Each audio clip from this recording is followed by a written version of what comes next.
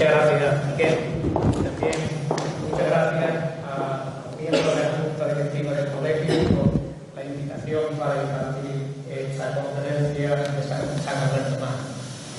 Para mí es un placer y también un honor volver a este mismo escenario 4 años después. En esta ocasión para hablarles sobre don Antonio de Ulloa, el descubrimiento del elemento platino y sobre ese elemento químico. En 2019 celebramos el 150 aniversario de la formulación de la primera tabla periódica, la que ha sido precursora de la actual por Dmitri Mendeleev, en la versión necesariamente simplificada que ven en la pantalla.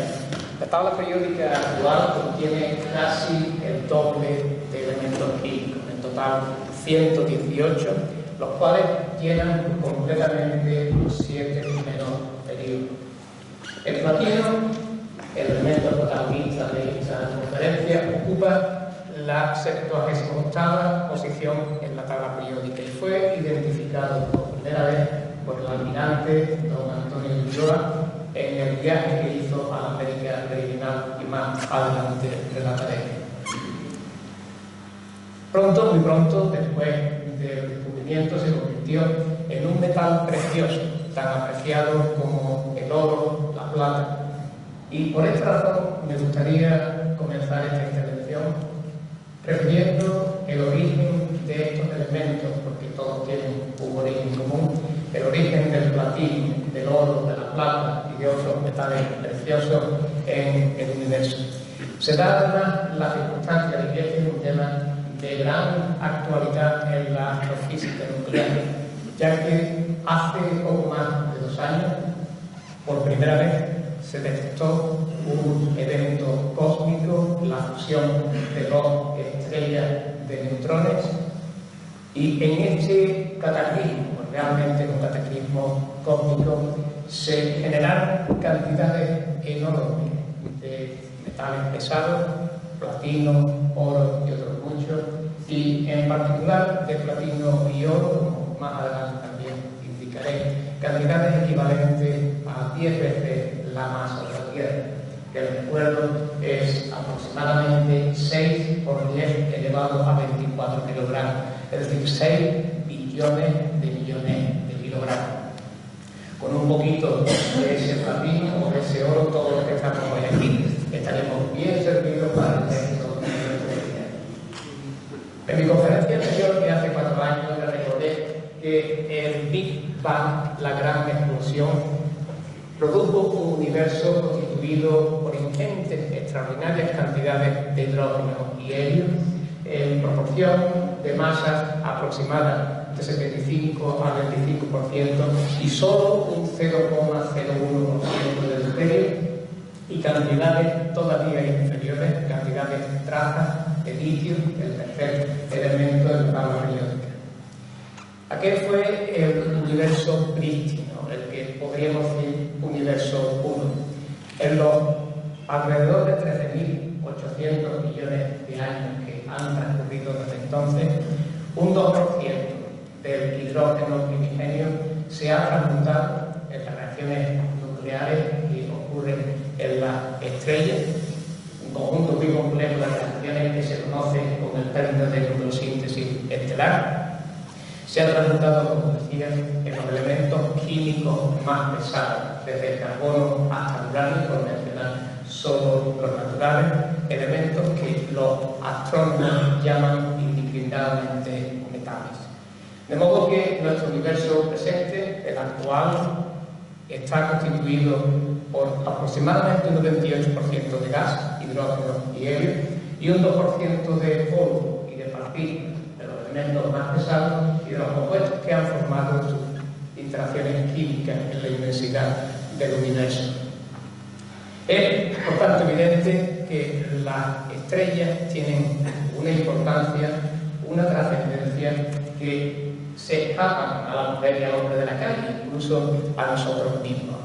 Admiramos cielos nocturnos tan bonitos como esos de la fotografía que proceden de la Sierra Norte de Sevilla, Además, proverbialmente, el ser humano ha hecho uso de las estrellas para guiarse, para orientarse, como es el caso de la bien conocida estrella polar, la más brillante de la constelación de la Osa Menor, una de las más brillantes del firmamento, que nos orienta también aproximadamente hacia el polo norte geográfico. Es menos conocido, y no lo puedo describir con detalle, que la Osa Menor también se ha utilizado como reloj nocturno antes de que existieran los relojes, un reloj conocido como el reloj de las guardas o también como el reloj del hombre del norte. Y a este respecto solo tengo tiempo para mencionar que don Miguel López Cervantes, en el Quijote, hace una referencia indirecta a este reloj cuando decía a Sancho Panza, a don Quijote: a lo que a mí me muestra la ciencia que aprendí cuando era pastor, no debe haber desde aquí al alba 3 horas, porque la boca de la bocina está encima de la cabeza y hace la medianoche en la línea del brazo izquierdo. La cabeza y el brazo izquierdo son del hombre del norte. La bocina a la que hace referencia era un instrumento que usaban los pastores de la época y que se corresponde muy aproximadamente con la silueta de la Osa Menor. Y ya que hablamos de Cervantes y de las estrellas, me parece obligado que mencione que desde 2015 una estrella que antes se llamaba Mu Arae, perteneciente a la constelación Ara, un término latino que significa altar, recibe el nombre de estrella Cervantes y sus 4 planetas asociados se llaman Dulcinea, Quijote, Sancho y Rocinante. Pero volviendo a la estrella, a nuestro trabajo de hoy, a la importancia y trascendencia que tiene William Fowler, Premio Nobel de Física en 1983, por su trabajo sobre la nucleosíntesis estelar, la síntesis de los elementos más pesados, decía en las conclusiones de su conferencia Nobel que pronunció cuando se le entregó el Premio Nobel, decía: permítanme que la recuerde que sus cuerpos consisten en su mayor parte de estos elementos pesados. Además del hidrógeno, ustedes, y yo me permito decírselo a ustedes, ustedes son un 65% de oxígeno, 18% de carbono, porcentaje más pequeño de hidrógeno, sodio, magnesio y otros elementos, y también incluso trazas de elementos aún más pesados. Y concluía diciendo: por ello es posible, puedo decir, que usted y su vecino y yo, cada uno de nosotros y todos nosotros somos en verdad, literalmente, un poquito de polvo de estrellas. El número de estrellas en el universo es infinito. Solamente en nuestra galaxia, la Vía Láctea, hay más de 100.000 millones de estrellas y hay más de 100.000 millones de galaxias en el universo. Y este infinito número de estrellas constituye una fuente inagotable de elementos químicos. No todas las estrellas contribuyen por igual, de la misma manera, y así mientras que nuestro Sol, la única estrella que conocemos, solamente produce helio a partir de hidrógeno, en la estrella polar, a la que antes me he referido, que tiene una masa unas 6 veces la masa del Sol, o en esta otra que se llama Betelgeuse, que es una estrella supergigante roja de la constelación de Orión, que tiene una masa unas 20 veces la del Sol. En estas se generan elementos químicos más pesados, los metales de los astrónomos. Las diferencias están en el tamaño de las estrellas, en la masa, que hace que las temperaturas en el interior del núcleo sean muy diferentes. Las más masivas llegan a alcanzar cientos de millones e incluso en algunas etapas de su vida miles de millones de grados en su interior. Y en estas condiciones se producen diferentes reacciones de fusión nuclear que hoy no puedo describir, lo hice hace 4 años, pero te recuerdo este ejemplo que porque es el más representativo, el más importante, una reacción en la que tres partículas alfa, tres núcleos de helio 4, se fusionan y se convierten en un núcleo de carbono 2. Se llama la reacción triple alfa, es la responsable de la existencia de elementos carbono en el universo y por tanto la responsable última de la vida. Pero además de estas reacciones ocurren otras muchas, que la captura sucesiva de partículas alfa del núcleo de helio 4 originan oxígeno 16, neón 20, magnesio 24, silicio 28, etc. Y así hasta llegar al hierro 56. Este 26 es el lugar que ocupa el número atómico del hierro. El hierro 56 es el último que puede generarse en las reacciones de fusión nuclear, simplemente porque es el más estable de todos. Cuando una estrella masiva de esta clase, por ejemplo, con masa 20-25 veces la del Sol, llega al final de su vida, muere de forma espectacular en una tremenda explosión que es, de hecho, uno de los cataclismos cósmicos más violentos de los que muchos que se dan en el universo, que se conoce como supernova de tipo 2A y también como supernova de colapso del núcleo. En la explosión se arrojan al espacio interestelar literalmente billones, trillones, cuatrillones de toneladas de los elementos químicos que se han generado en su interior y también de los que se producen en los mismos instantes de la explosión. Y ese material forma una estructura muy espectacular, como la que aparece en la imagen, que se conoce como la nebulosa del Cangrejo. La imagen fue tomada hace unos años por el telescopio espacial Hubble. Y la nebulosa del Cangrejo es el remanente de una supernova que fue observada por astrónomos chinos en el año 1054. Como único testigo de la estrella original que explotó, en el centro de la estructura que nos observa queda una estrella de neutrones.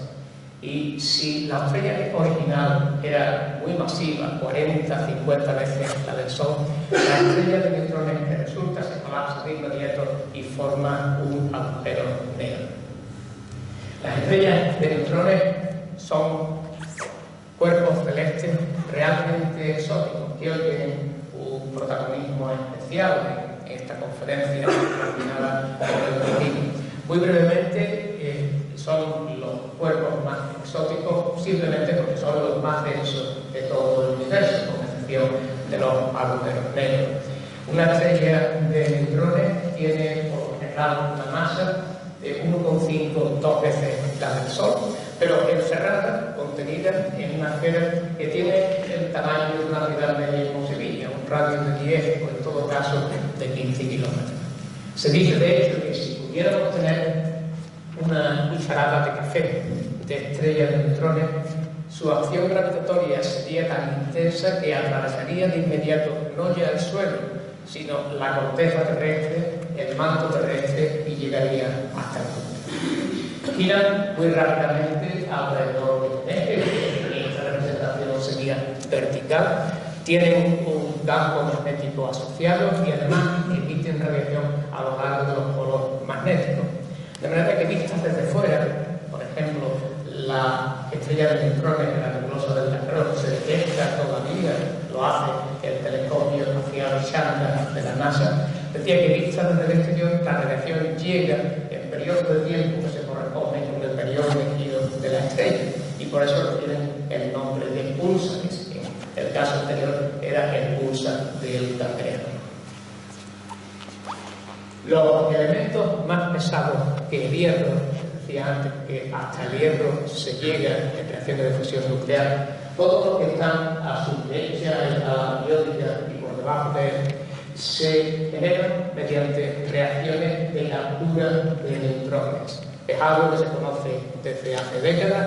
La captura de neutrones suele ir de inmediato o con cierta demora de tiempo acompañada por una transformación nuclear propiedad sencilla, elemental, que se conoce como desintegración beta, en la que un neutrón se convierte en un protón, liberándose un electrón y un antineutrino de electrón. Y al transformarse un neutrón en un protón, el número atómico aumenta en una unidad y un elemento se convierte en el siguiente en la tabla periódica.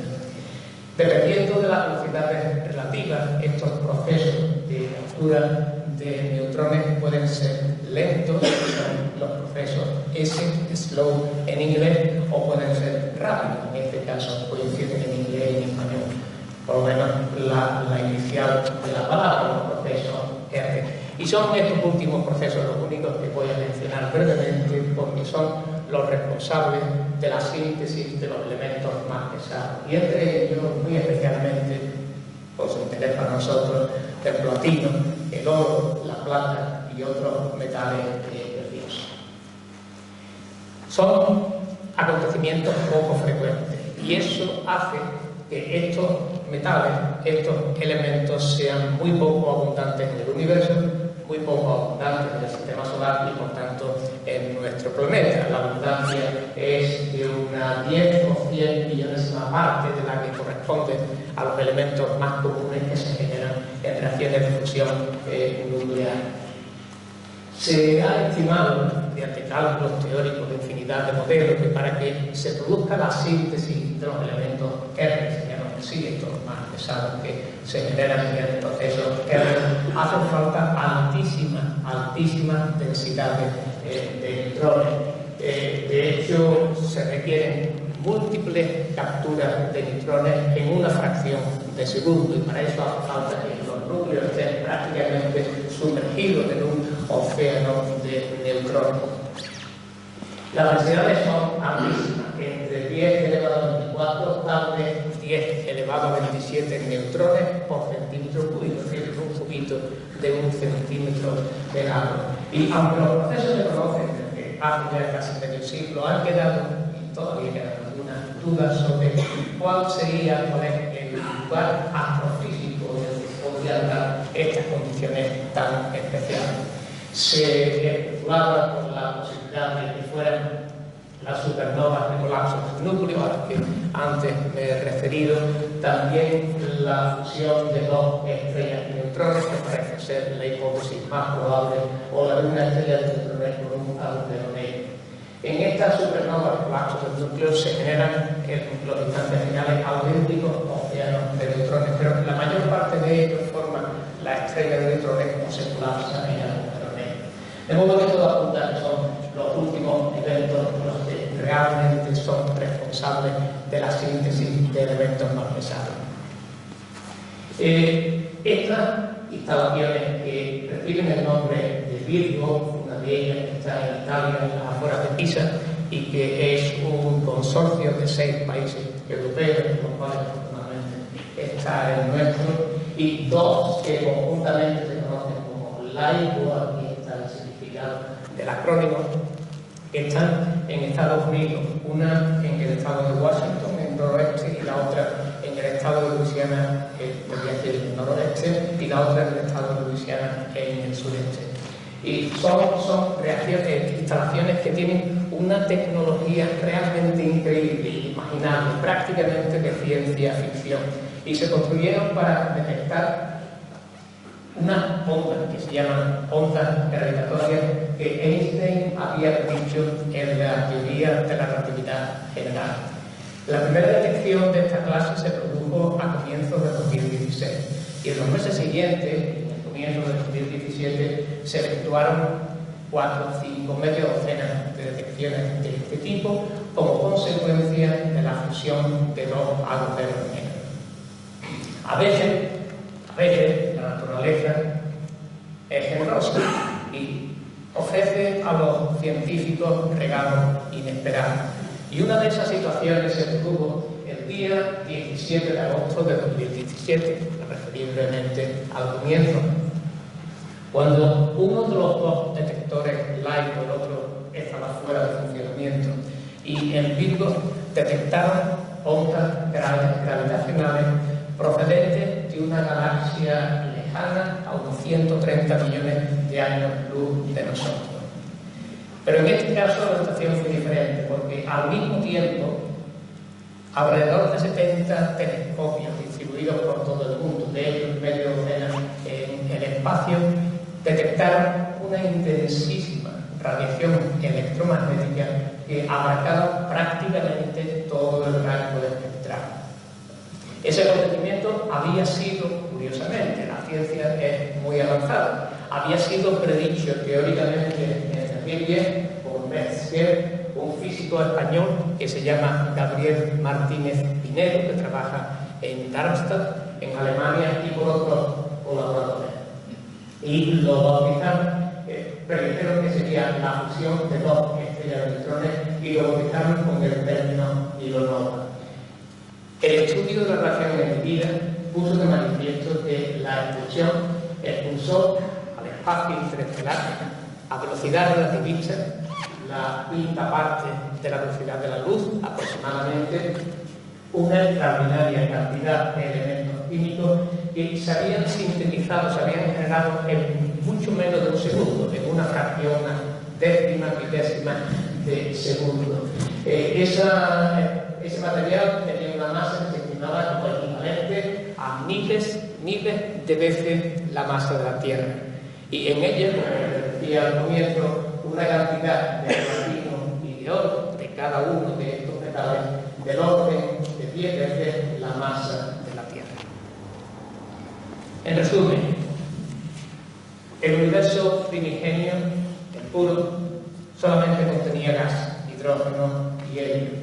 En los 13.800 millones de años que han pasado desde entonces, en las estrellas, un 2% del hidrógeno original se ha transmutado, convirtiéndose en los elementos más pesados. De manera que, como también decía al comienzo, en estos momentos el universo consiste esencialmente de un 98% de gas, de hidrógeno y de helio, y un 2% de los elementos más pesados.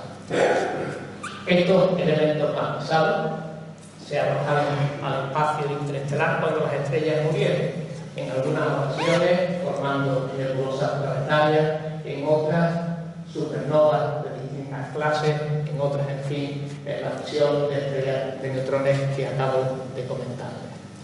Y hace unos 5.000 millones de años aproximadamente, sobre uno de los brazos en espiral de nuestra galaxia, de la Vía Láctea, en este brazo que se conoce como el brazo de Orión, y más o menos en el lugar que marco como el puntero, ahí se acumuló una nube molecular de proporciones realmente gigantescas, todo lo es en el universo, que se extendía no ya decenas, sino cientos de millones de kilómetros cuadrados, que tenía una masa global total de muchas veces la masa del actual sistema solar.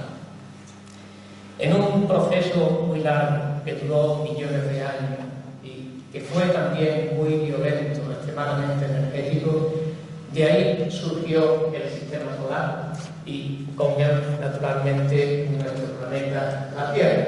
De modo que este es el origen de todos los átomos, de los elementos que existen en la Tierra, los átomos que componen nuestros cuerpos, nuestros organismos. Y naturalmente también es el origen de unidad latina que don Antonio de Ulloa encontró en su viaje a América Meridional, que enseguida describo, y en el cual demostró que existía un metal que es conocido como platino.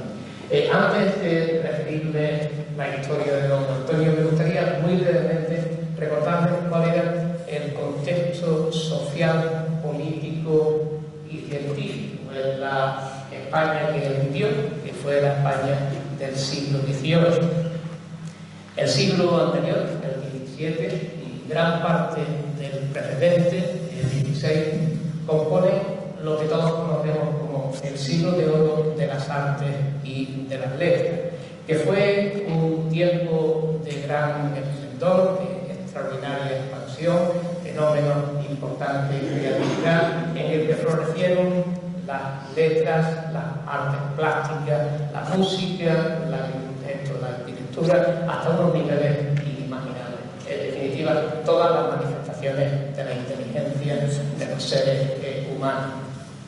Como todos conocen, en ese periodo de tiempo destacaron por su categoría insignes escritores como Cervantes, ya mencionado, Quevedo, López de Vega, Calderón de la Barca y otros grandes pintores como Velázquez, Zurbarán, Rivera, Murillo, pero tristemente también ese tiempo fue el del ocaso, la decadencia del Imperio Español en Europa y uno de los periodos más turbulentos, social y políticamente, por lo que ha atravesado nuestro país.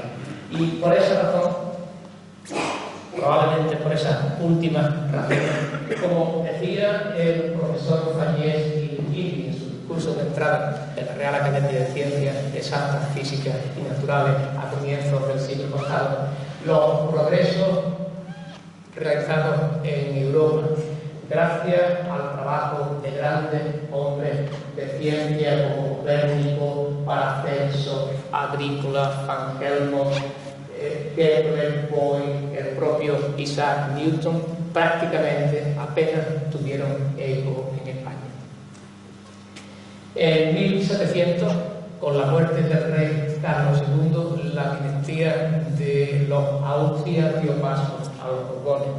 Los monarcas borbones reinaron durante todo el siglo XVIII y los primeros años del siglo XIX. Sucesivamente, Felipe V, Fernando VI, Carlos III y Carlos IV. Fue un siglo de intensas reformas que acometieron para tratar de acompasar el desarrollo de nuestro país a las naciones europeas más avanzadas. Y aunque se produjeron múltiples avances y progresos, fue de hecho el siglo de la Ilustración, el siglo de las luces, especialmente durante el reinado de Carlos III, ya casi en la segunda mitad, casi segundo o tercio del siglo. Durante el primer tercio del siglo XVIII, que fue la época en la que nació y se educó Ulloa, las ciencias físicas y químicas eran prácticamente desconocidas en España y de hecho no se enseñaban en sus universidades y escuelas. Don Antonio de Ulloa no fue a la universidad y, salvo un periodo de tiempo relativamente corto que pasó en la Academia de Guardias Marinas de Cádiz, probablemente fue autodidacta en su formación. Y en esta situación de total, y si no total, casi total indigencia científica, no deja de resultar sorprendente que en un tiempo realmente corto, apenas medio siglo, 4 grandes científicos, cronológicamente Ulloa, los hermanos Eluyer y Del Río, descubrieran nada menos que 3 elementos químicos, respectivamente el platino, el wolframio y el vanadio. Y sorprende más todavía el hecho de que don Antonio de Ulloa, que no tenía formación química ninguna, fuera capaz de determinar, de decidir que el mineral que antes les he mostrado, que se conoce como platina del Pinto, en sus propias palabras, encierra un metal propio. Y también predijo que éste tendría sus minas propias. Minas que, de hecho, años después, desde España, él se encargó de utilizar, de comercializar en el comercio. Don Antonio de Ulloa nació en Sevilla en 1716 y murió en San Fernando, en la isla de León, Cádiz, en 1795. Podríamos decir que fue sevillano de nacimiento y gaditano de adopción. Pero yo creo que más que una cosa o la otra fue un auténtico patriota español. Un personaje que estuvo siempre al servicio de la nación, anteponiendo los intereses del Estado a los propios personales o familiares. Hijo de familia hidalga y culta, tuvo una educación escolar muy esmerada, justamente aquí en esta institución, motivo para mí de alegría y de satisfacción de poder decirlo en público. El colegio de Santo Tomás no estaba aquí físicamente, sino cerca de la catedral, regentado por dominicos bajo la dirección de Fray Pedro Vázquez y López. Cuando terminó este periodo escolar, con 12, casi 13 años de edad, de acuerdo con su padre, intentó ingresar en la Academia de Guardias Marinas de Cádiz, pero no pudo hacerlo porque no había plazas suficientes. Así que, también de acuerdo con su padre, decidió embarcarse para una larga travesía a Centroamérica, Cartagena de Indias, La Habana y Santo Domingo, que le llevó casi 2 años. Al término de este periodo, por fin consiguió ingresar en la Academia de Guardias Marinas y estuvo en ella hasta finales de 1735. En mayo de ese año, él y don Jorge Juan y Santa Cilia, otro gran científico, en este caso matemático español del siglo XVIII, compañeros y amigos de academia, fueron los dos ascendidos a tenientes de navío expresamente para participar como representantes científicos españoles en la misión geodésica que había organizado la Real Academia de Ciencias de París para medir la longitud de un grado de arco de meridiano en el ecuador de la Tierra, en la región equinoccial. Esa medida era complementaria de otra que ya se había efectuado en una operación, en una misión similar al Polo Norte, a la Polo. Y el objetivo final era demostrar que la hipótesis de Newton de que la Tierra es una esfera achatada por los polos es correcta, como así fue. Me gustaría tener un minuto para señalar algo que me parece destacable y muy importante. La misión francesa era muy numerosa, estaba compuesta por algo más de una docena de personas, presidida por 3 académicos de gran prestigio, personas formadas, profesionales reconocidos en Europa, que era el mundo científico de la época, Godel, Bouguer y Lacordani. Y llevaban un séquito especializado de técnicos especialistas suficientes para la misión que tenían que realizar. Tenían además toda la instrumentación necesaria. La española eran solo Ulloa y Juan. No tenían al comienzo instrumentación, tuvieron que usar los franceses durante al menos un año o poco, algo más de un año. Y además de todo eso, mientras que los franceses solo tenían ese trabajo que desarrollar, ellos recibieron el encargo del rey Felipe V de efectuar todas esas tareas que ven ahí, que no puedo describir con detalle, excepto para mencionar que muy especialmente participar en todas las acciones militares que le fueran demandadas por las autoridades locales, y no fueron pocas. Al contrario, gran parte de su tiempo tuvieron que emplearlo en ello. A pesar de eso, tuvieron un enorme éxito personal y científico en su misión. Tuvieron que participar en la llamada Guerra del Asiento contra los ingleses, en el intento fallido de estos de invadir Perú a través del puerto de Lima, y por su destacada actuación fueron ambos ascendidos a capitanes de fragata. Para ellos la misión fue larga, casi 10 años. En octubre de 1744 la dieron por concluida, regresaron a España, decidieron por razones de seguridad hacerlo por separado, y Ulloa tuvo la desgracia, que de inmediato se tornó en fortuna, de que su barco fue apresado por los enemigos, por los ingleses en aquella época, y él fue hecho prisionero. Le confiscaron todos sus documentos, todas sus pertenencias, pero eran los ingleses, afortunadamente, y muy pronto se dieron cuenta de que no era un marino corriente ordinario de guerra, sino un prestigioso científico, de modo que fue tratado con el mayor honor y respeto. Le devolvieron todas sus pertenencias, y no solo eso, convivió con ellos durante algún tiempo y lo distinguieron con la distinción científica entonces y ahora más importante que otorga la Royal Society. La consiguió con solo 30 años de edad, algo completamente inédito. Fue nombrado Fellow of the Royal Society. La sigla FRS científicamente abren todas las puertas. Finalmente pudo llegar a Madrid en julio de 1746 y muy pronto él y Jorge Juan recopilaron todo el material que había contenido de los casi 10 años en la América Meridional y lo publicaron en una auténticamente magna obra que se conoce.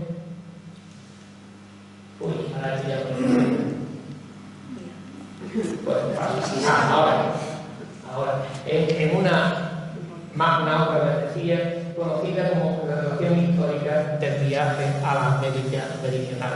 Se publicó en cinco tomos, de las cuales Jorge Juan redactó una, la de mayor contenido científico, matemático, físico, astronómico, y Ulloa las otras 4.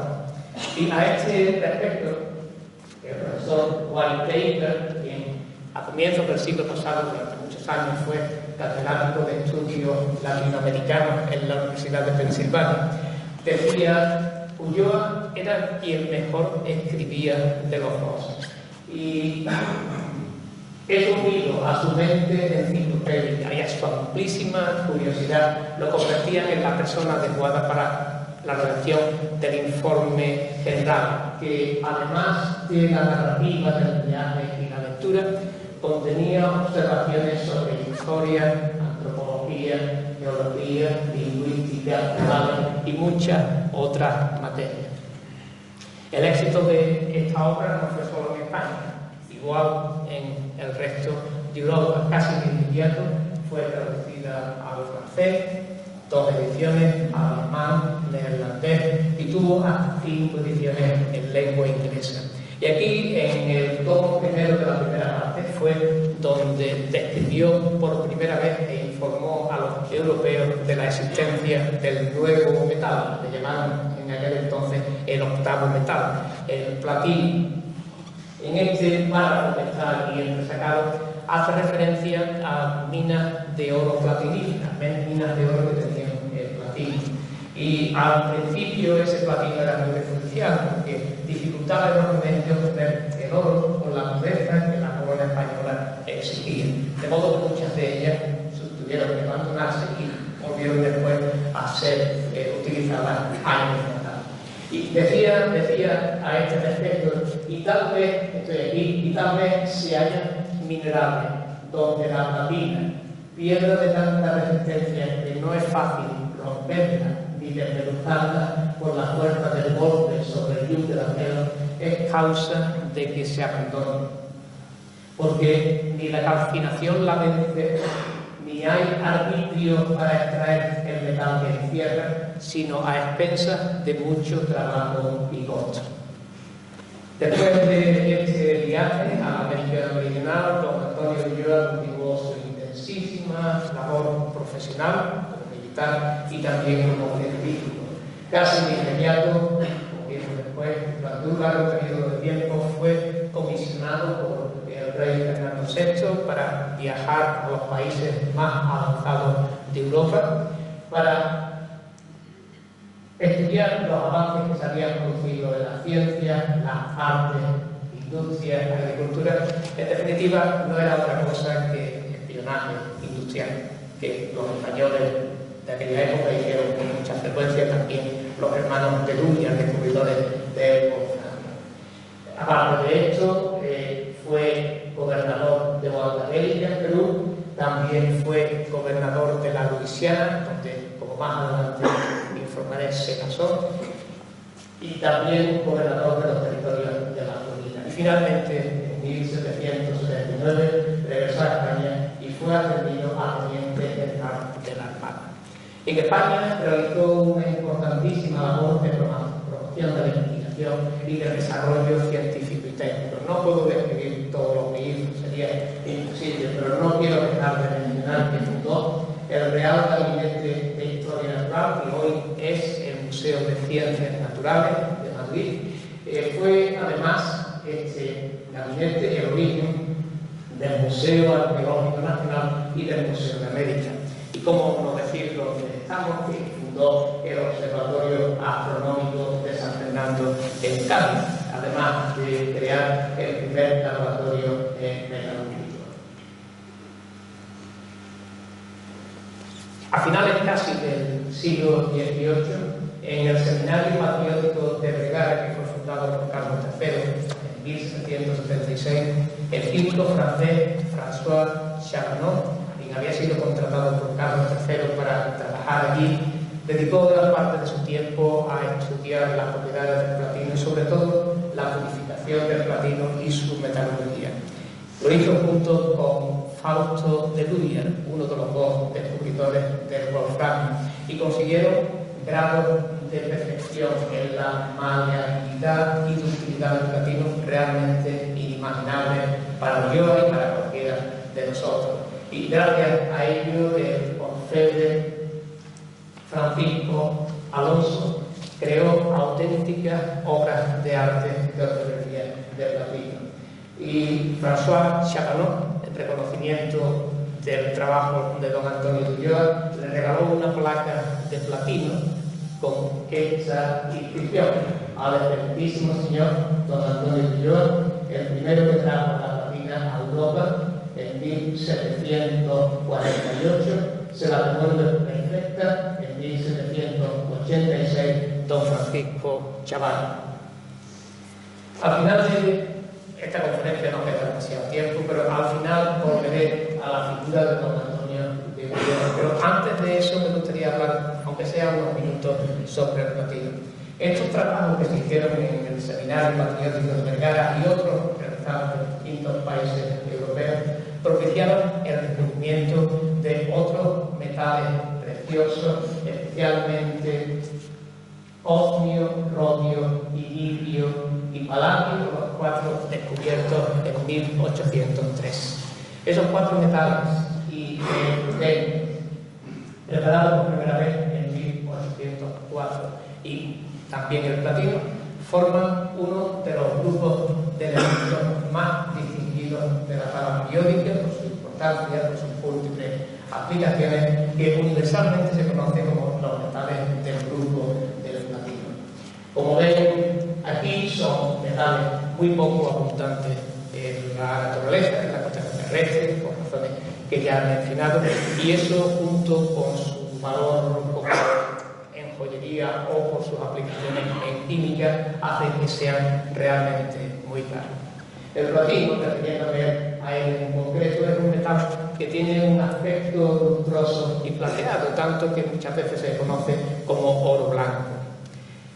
A pesar de que tiene un punto de fusión muy alto, casi 1800 grados, de que es extremadamente denso, el tercer elemento en densidad tras el osmio y el iridio, y también a pesar de su dureza, como acabo de indicar, gracias a los trabajos de Charbonneau y de Luyer, se convirtió en un metal fácilmente trabajable, dúctil y maleable.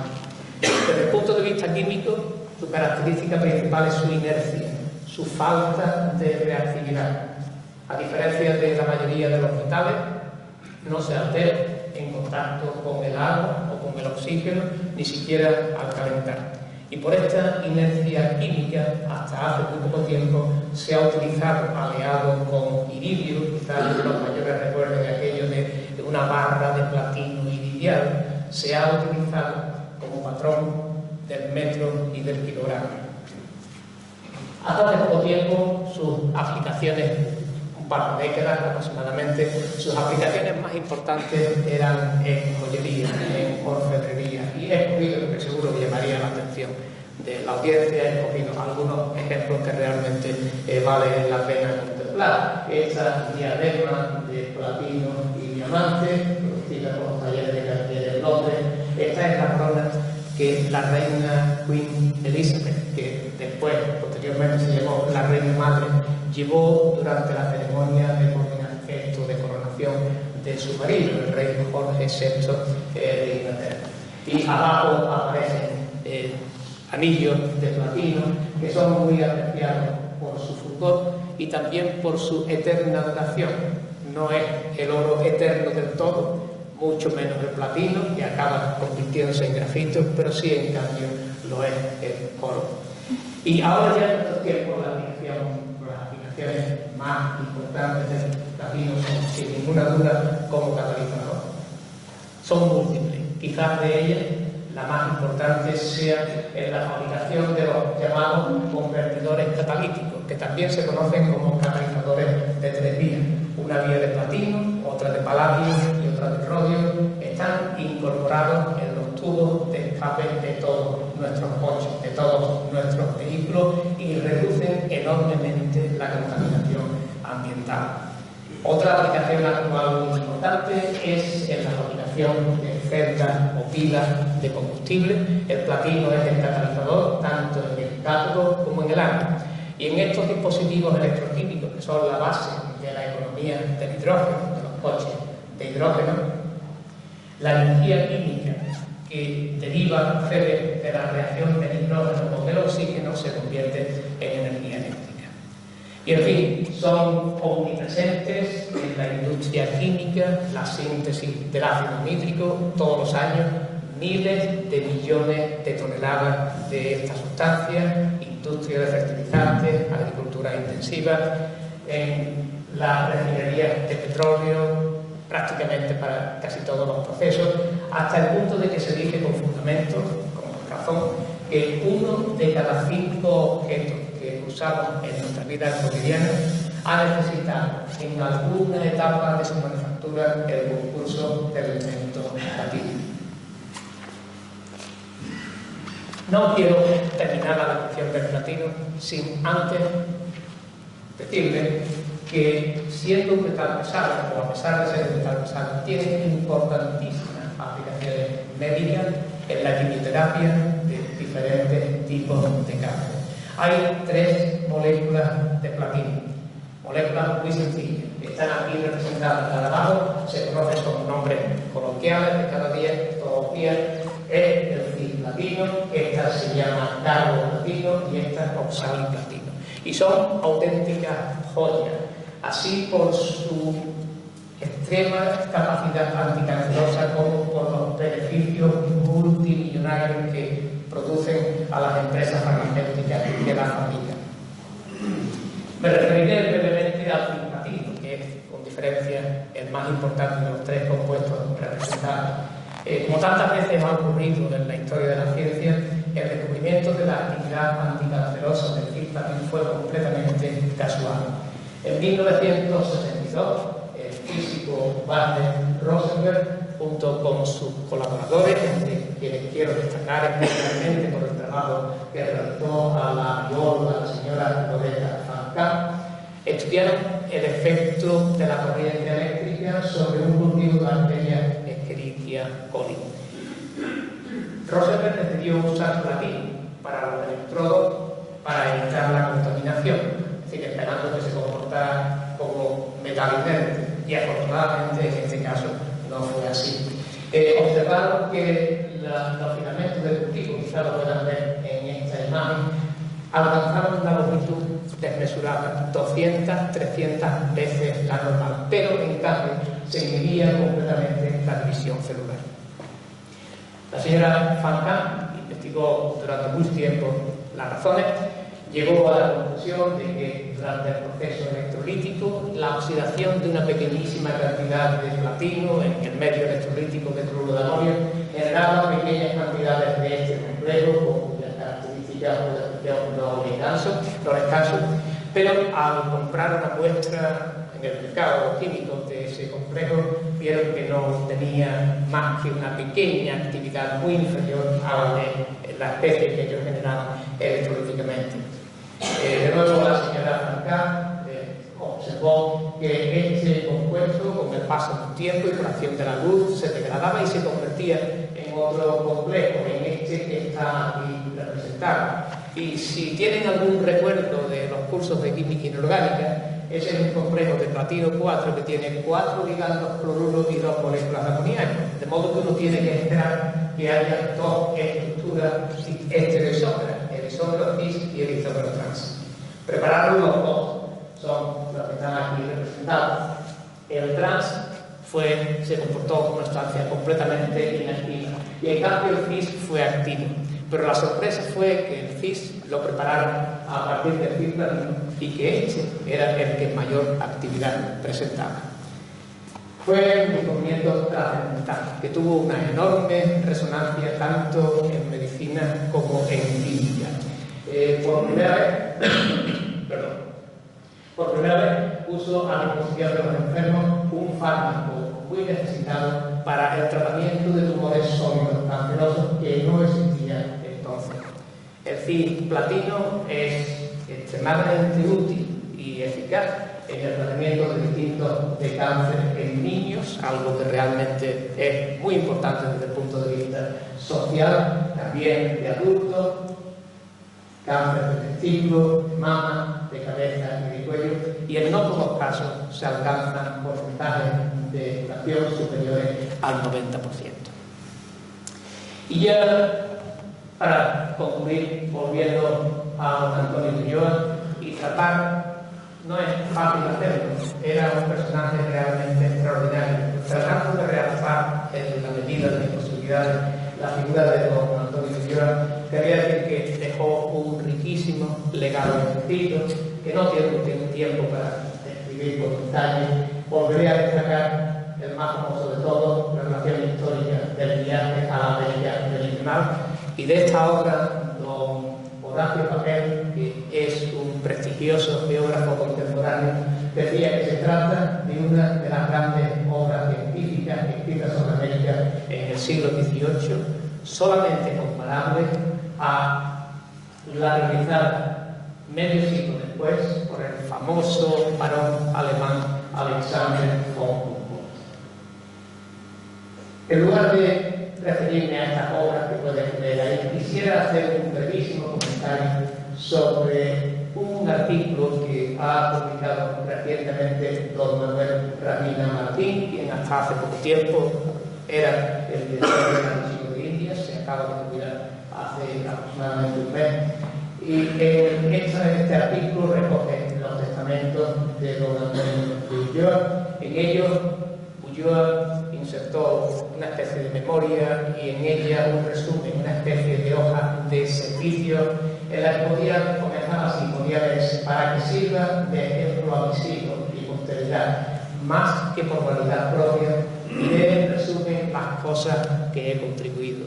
Menciono muy poquitas, no están todas aquí, ni mucho menos, no llegan a la mitad, pero él ponía primero la dirección de los lagos terrestres y después asuntos tan complejos, tan variados, tan diversos como la perfección de jarcias y lonas, el proyecto de ejecución de los canales de navegación griego de Castilla, La Vieja y León.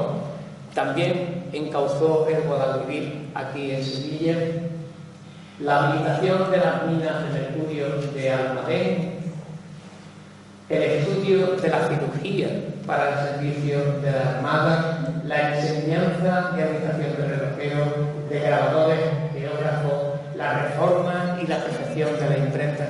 En fin, ¿qué más les puedo decir? Para todo eso organizó estancias en los países más avanzados de especialistas españoles. Su talento, sus contribuciones científicas fueron ampliamente reconocidas tanto en España como en el resto de los países europeos. Recibió las más altas distinciones de la época, además de la ya mencionada FRS, fue académico correspondiente extranjero de la Real Academia de Ciencias de París, de la de Suecia y también de la Academia de Berlín. Y ya en el epílogo, en la fase final, termino enseguida, solo quería comentar que, por un lado, quería decir que se casó en Valdiviana con esta señora, de Navedo. Él tenía 51 años, ella era mucho más joven que él. Tuvieron 9 hijos y de ellos 3 fueron oficiales de la Real Armada Española.